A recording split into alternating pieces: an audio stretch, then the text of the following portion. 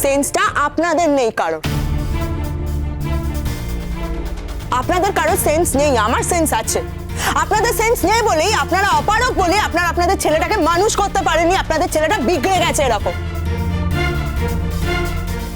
দিনের পর দিন মহিলাদের নিয়ে ছিনিমিনি খেলেছে, আর আমার জীবনটা নিয়েও ছিনিমিনি খেলেছে। সেটা একমাত্র তুমিই জানো। একমাত্র তুমি ছাড়া এই অভিযোগে আমাকে পৃথিবীর আর কেউ কোনোদিনও অভিযুক্ত করতে পারেনি।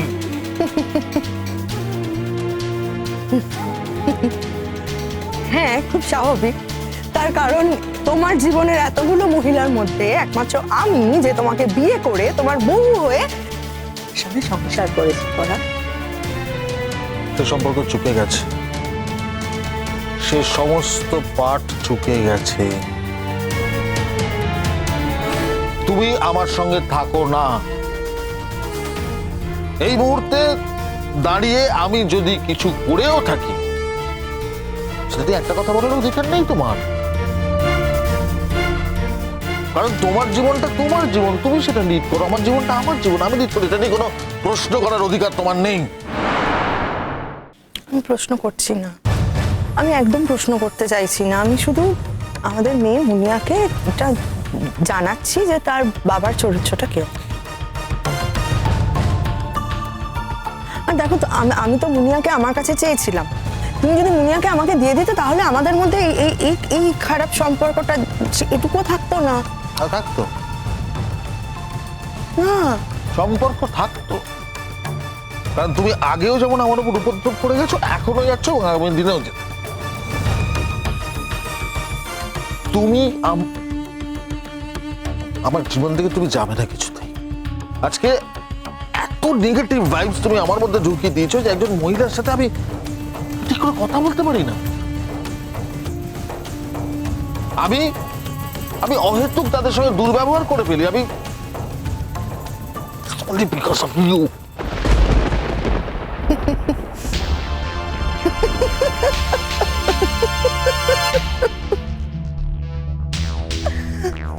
Sorry, because of me. কি ড্রামা করছো তুমি এগুলো? তুমি মহিলাদের সঙ্গে ভালো ব্যবহার করতে পারছো না? হ্যাঁ, তোমার অফিস কালি, তার সঙ্গে তোমার গভীর সম্পর্ক যে সে তোমার মেয়ের বার্থডেতে এই বাড়িতে চলে আসলো, এবং শুধু আসলো নয়, এসে তোমার মেয়ের সঙ্গে বাড়ির সকলের সামনে ধেই ধেই করে নাচছে, আর তুমি বলছো। এক মিনিট, আমি আপনাদের ব্যক্তিগত ব্যাপারে ঢুকতাম না যদি আপনি আমাকে ইনসাল্ট না করতেন কনস্ট্যান্ট। আপনি আমাকে জড়িয়ে নানান কথা বলে চলেছেন, তো তাই বলছি, সব মেয়েকে এক আয়নায় বিচার করবেন না। আপনি আপনার স্বামীকে যা খুশি তাই বলতে পারেন, যা ইচ্ছে তাই করতে পারেন, কিন্তু সেটা দেখা আমার বিষয় না। কিন্তু আপনি যখন আমার সম্পর্কে কোনো কথা বলবেন আর সেটা যদি রুচিহীন হয়, তাহলে কিন্তু আমি প্রতিবাদ করব। আপনি নাচকে সম্মান নাই করতে পারেন, তো দয়া করে অসম্মান করবেন না। এই যে আপনি বারবার বলছেন না কথাটা, ধেই ধেই করে নাচছে, ধেই ধেই করে নাচছে, পুরো শিক্ষিত মানুষের মুখে বোধ হয় এটা মানায়, তাই না? আমি যদি আপনাকে বলি, আপনি যেভাবে ঝগড়া করছেন, যেটা কোনো ভদ্রলোক করে না, আপনার কিরকম লাগবে? আর একটা কথা ম্যাডাম, আপনি আপনার মেয়েকে যদি এতই ভালোবাসেন, তাহলে মেয়ের সামনে তার জন্মদিনে এসে তার বাবাকে এতটা ছোট করছেন কি করে? শুধু তাই নয়, আপনি আপনার মেয়ের সামনে পুরো পরিবারকেই ছোট করছেন। আর আমি দুদিনের আলাপে এই বাড়িতে ইনভাইটি হয়ে এসেছি, আপনি আমার সামনে কাকে ছোট করছেন? এই বাচ্চা মেয়েটাকে, মুনিয়াকে। এরপর তো এই বাচ্চা মেয়েটা তো লজ্জায় মাথা তুলে দাঁড়াতেই পারবে না। আর সেটা হবে শুধু আপনার জন্য। ওর পার্সোনাল ডিসঅর্ডার হবে, ও কারোর সঙ্গে ভালো করে কথা বলতে পারবে না, এবং এবং সমাজের কাছে ও মাথা উঁচু করে বাঁচতেই হয়তো ভুলে যান। মা হয়ে এসে মেয়ের জন্মদিনে আপনি এই গিফটটাই দিতে এলেন? বাহ, সরি টু সে ম্যাডাম, আপনি বাইরের ওয়ার্ল্ডে যতই এফিশিয়েন্ট হন না কেন, অবশ্য আমি জানি না আপনি কি করেন না করেন, কিন্তু মা হিসেবে আপনি একজন অত্যন্ত অসফল মা। এ বিষয়ে অন্তত আমার কোনো সন্দেহ নেই।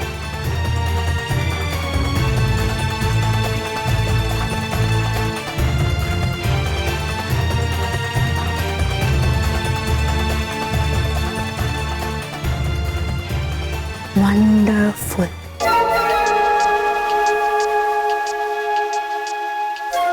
ভীষণ ভালো বলেছে। কে শিখিয়েছে? বয়ফ্রেন্ড? এই,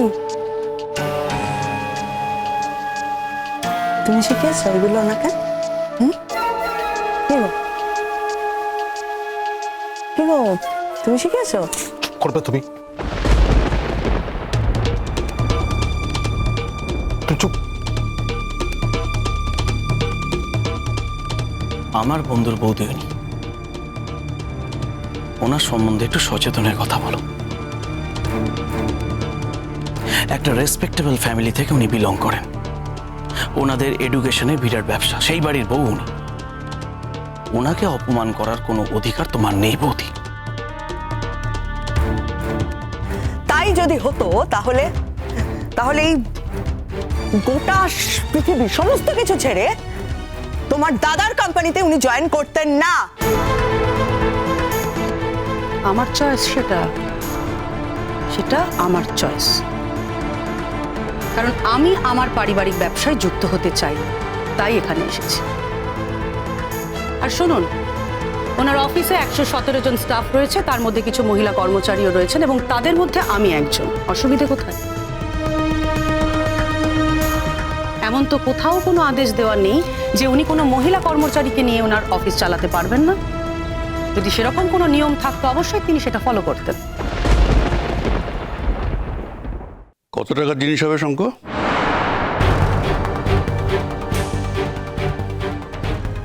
তা প্রায় ওই 30-40 লাখ টাকা তো হবে, আমার এক্স্যাক্টলি মনে নেই।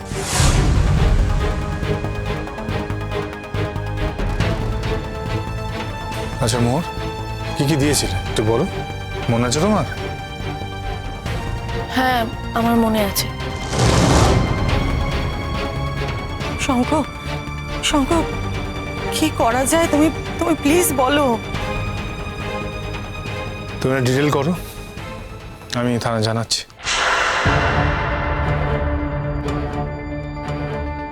রাইট স্যারে তো আছেন, ওনাকেও জানাচ্ছি, দেখা যাক উনি দায়িত্ব নিয়ে কি করেন না করেন। উনি তো তোমাদের চেনা জানা মানুষ, ওনাকে বললে উনি হয়তো সিরিয়াসলি কাজটা করবেন, সিরিয়াসলি কাজটা করে হয়তো গয়নাগুলো উদ্ধার করে দিতে পারেন। আর ওরা যদি গয়নাগুলো বিক্রি করে টাকা নিয়ে থাকে, সেটাও তো আমাদের জানা দরকার। শঙ্খ, তুমি ওনাকে বলো ভালো করে যেন তদন্ত করেন। আর দিয়া ময়ূরীকে আমি খুব ভালো করে চিনি, ওরা জীবনে কোনো দিন মুখ ফুটে সত্যি কথাটা বলবে না। মা, মা তুমি এরকম সবসময় আমাদেরকে দোষী কেন করো বলো তো? না মা, আমরা এখন সত্যি কথা বলছি। যখন আমরা সত্যি কথা বলছি তখনও ভাবছো আমরা মিথ্যে কথা বলছি। আচ্ছা মা, আমাদের আমাদের মিথ্যে কথা বলে হবেটা কি বলো তো? তুমি জানো এই গয়নাগুলো হারিয়ে গেছে বলে আমরা রাস্তায় রাস্তায় কতটা মন খারাপ করে ঘুরে বেরিয়েছি। আমরা দুপুর থেকে কিছু খাই অবধি নি, শুধু এই গয়নাগুলোর জন্য। ভুল করেছ, তোমাদের উচিত ছিল বাড়িতে আসা, আমাদের বলা উচিত ছিল, তাহলে আমরা অনেক বেশি দায়িত্ব নিতে পারতাম। অলরেডি অনেক সময় তোমরা ব্যয় করেছো, এখন চেষ্টা করলেও গয়নাগুলোকে আর খুঁজে পাবে না। সেই জন্যই বলেছিলাম যে রাতে বাইরে থাকার দরকার নেই। আমার কোনো কথা তো তোমরা শোনো না। এখন দেখতে পাচ্ছ তো বড়দের কথা না শুনলে কি হয়।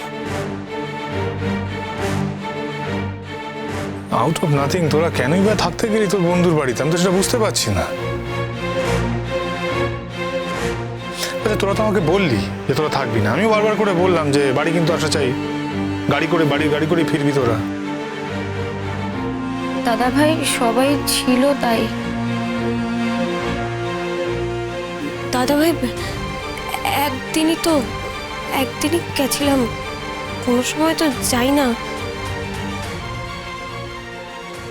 যাওয়ার তো কথাও নয়, আমাদের বাড়িতে এই নিয়ম নেই। তোমরা যে গেছো সেটা তো খুব ভালো কাজ করনি দিয়া ময়েরি। এত বড় একটা বিপদ বাদিয়ে এসেছো, এখন দেখো শঙ্খ কি করে উদ্ধার করা যায় একটু দেখো। হ্যাঁ যেটুকুনি আমি এক্ষুনি দেখছি আই স্যারকে ফোন করে। ঠিকই তো, এতগুলো গয়না চলে যাবে সেটা তো আর হতে পারে না।